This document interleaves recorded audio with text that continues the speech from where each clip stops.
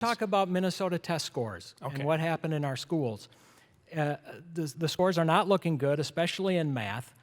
What does the state do now to turn that around, and how do you plan to get students back on track? And Scott Jensen, let's start with you. Well, I think Tim just said a few minutes ago, Minnesota's got some of the best schools in the country. I don't know where that fluff comes from.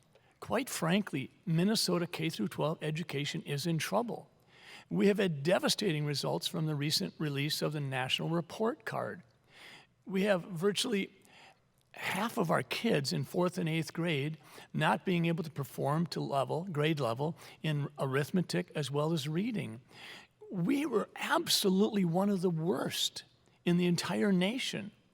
This isn't the time to be, if you will, parading around with your chest out saying, haven't we done well? No, we haven't. And I don't think it's a lack of dollars. I think it's where are we deploying the dollars? If we're spending $13,500 per student and other states that outperform us are spending 33% less than that, then we have to ask ourselves, are we doing a good job? To me, I think we need to let teachers teach.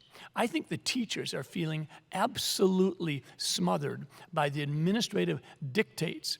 I think parents are feeling absolutely, if you will, sliced out of the equation, and they've even been called terrorists when they attend school board meetings, and the kids are struggling.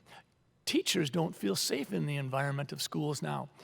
This isn't a good situation to be in, and it's not a time for us to be boasting about how well we've done. Okay. We're doing poorly, we need to do better, and simply parroting the word, we have to fully fund education, isn't getting us anywhere. Tim has put no plans together, nothing forwarded. All we know about the Department of Education is they let $250 million leave the state through fraud, and they did nothing. And Tim Walz did nothing as well. Tim Walz, how do you get students back on track? Yeah, well, it's clear Scott's not been in a public school in a while and certainly hasn't spent the time that I have. Look, the pandemic took a toll on people across the world.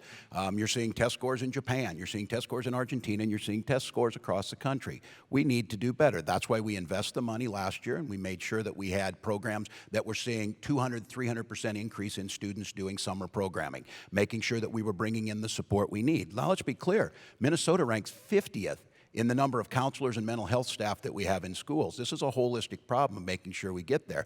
If you want a definition of fully funded education, I proposed one this year that could have gone through in this budget that would close the cross-subsidy on special education. The federal government requires us, as they should morally, to make sure that every student gets a quality education, and that means if there's special services needed. They promised to fund 40%, they've never done above 20.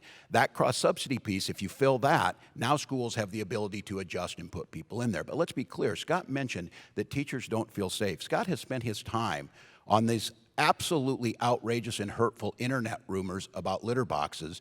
He is more concerned about this fake internet rumor than getting guns out of schools, than providing teachers the mental health they need, and continues to sit here. Imagine if you're out there teaching today and you hear someone running for governor telling you how horrible your schools are. I ask each of you listening today or watching the school that you attended, the one that you're going to go to tonight to watch an incredible football game, or you're going to go watch debate with your kids.